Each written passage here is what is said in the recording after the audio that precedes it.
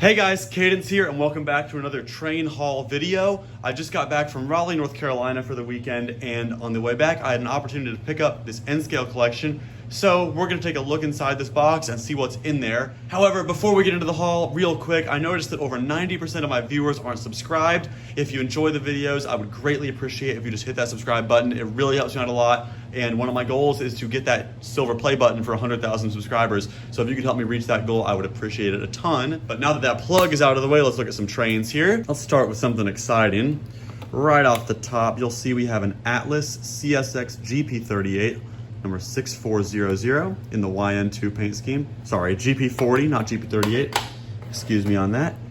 Here's another N-scale locomotive. This is an L&N GP7, I believe, or excuse me, a GP9.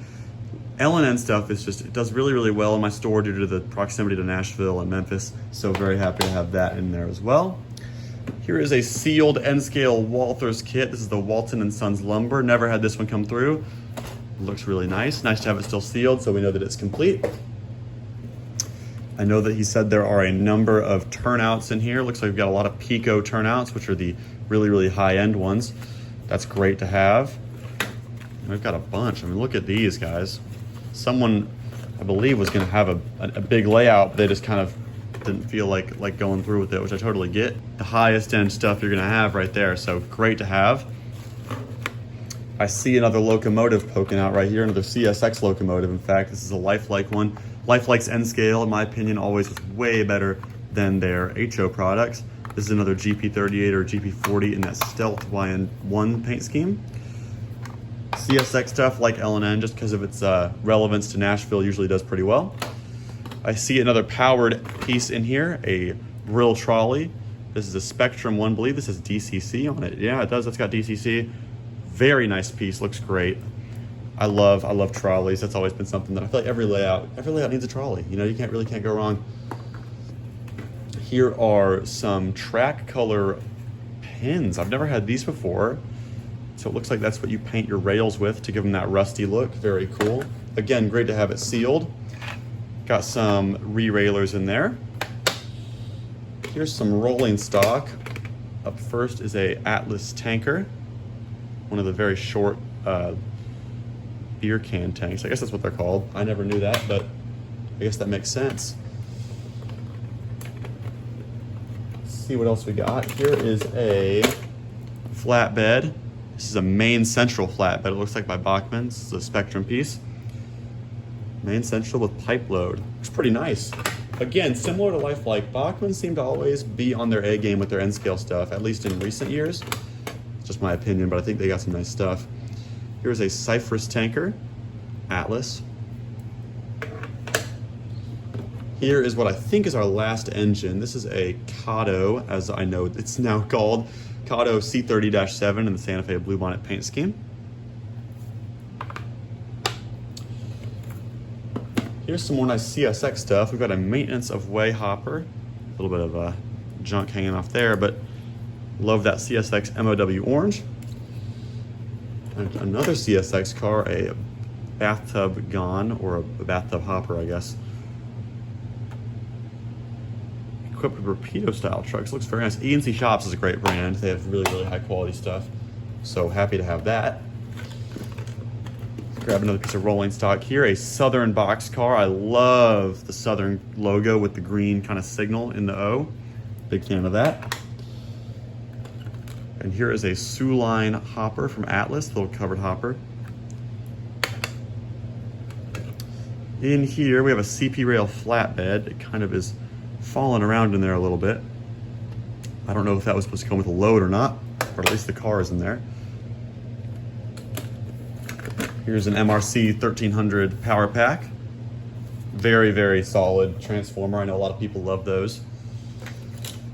Here's a very nice one, a Caddo truck here, still in the box. Got the container and the trailer to go with it. Being able to find stuff that is sealed, but I still buy secondhand is great because it helps me keep nice things in the store, brand new things, but still. Here is another piece of rolling stock. This is an L&N box car. I've actually had this exact same car come in, but in HO scale. And like I said earlier, the L&N stuff does tremendous at my store, so very happy to have that. Another car I don't expect to have on the shelves very long is this Railbox boxcar.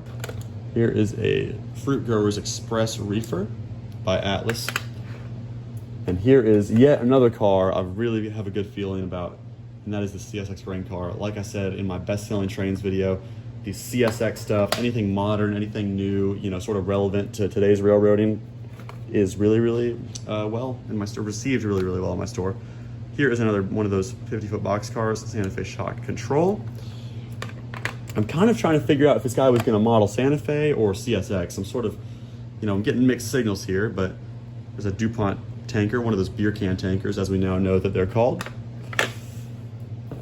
Here is maybe the best car in the whole collection, honestly. Bachmann CP Rail cylindrical hopper. Looks fantastic. Like I said earlier, Bachmann N-scale stuff is no joke. I've always been impressed with what they have.